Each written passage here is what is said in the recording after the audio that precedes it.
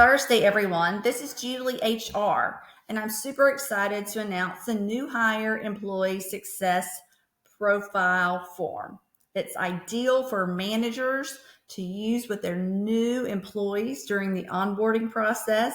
There are so many different components that will put your new hire on the right track to understand their role, engage with their manager, and just take their success to the next level.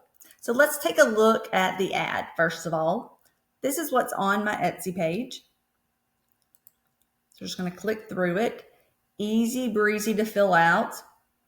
Position specific competencies, but we'll go through that in a second. Very easy. There's 2 pages, 2 formats, Microsoft Word and also Google Docs, which is very important. It's a great managerial form. Managers will love it. Once again. And here are the different sections, and we'll take a look at those a little bit closer. You've got the employee information, the position-specific competencies. If you don't understand what competencies are, we will go over that in just a second. First 30 days, first 60 days, first 90 days.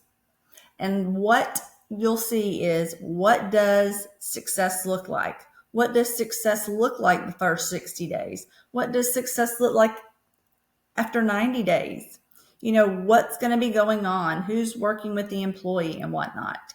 There's also additional goals and training and tracking over here, and we'll take a look at it. And at the bottom right here, it holds the manager and also the employee accountable. 30, 60, 90 days. You get an initial off on it. Prints beautifully.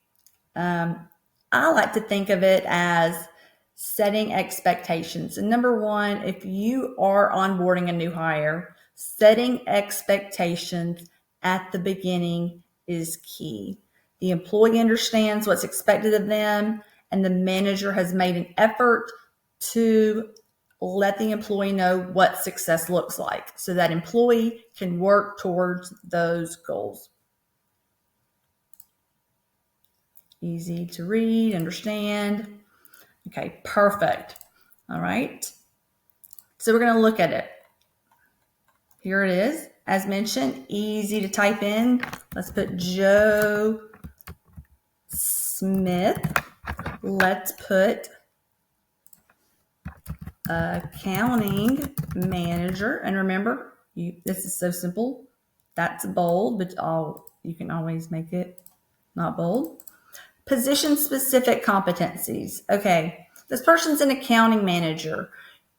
The first thing I do would be to look at the job description. If you have a job description, you're going to see the competencies that are needed for an employee, particularly a skill or a quality that the employee will need to have in order to succeed in their role.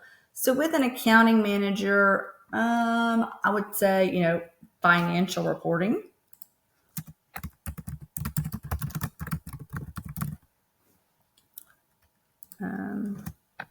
Of course, budgeting and forecasting.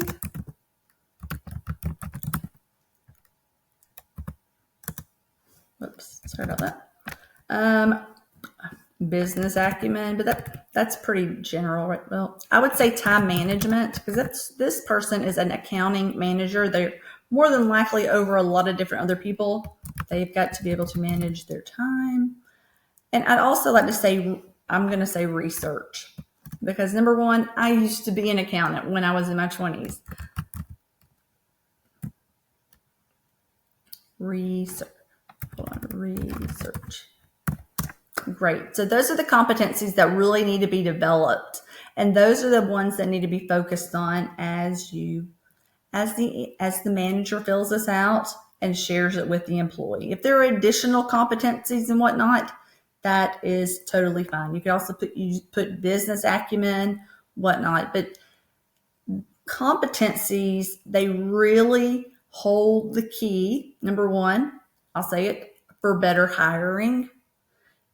using competencies, I know we're not talking about a hiring or an interviewing document, but competencies are key when you're doing your hiring, when you're doing your planning.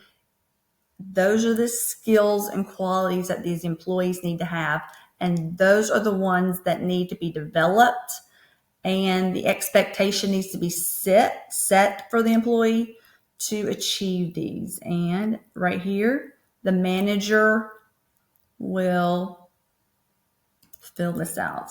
Success looks like it's what the employee will have learned or done. Maybe it's a project. I or others will help the new employee achieve success by. Managers, I've had a lot of managers to come to me and say, Julie, I love this. It's not too complicated. It's not, it's not 50 pages and it's not hard.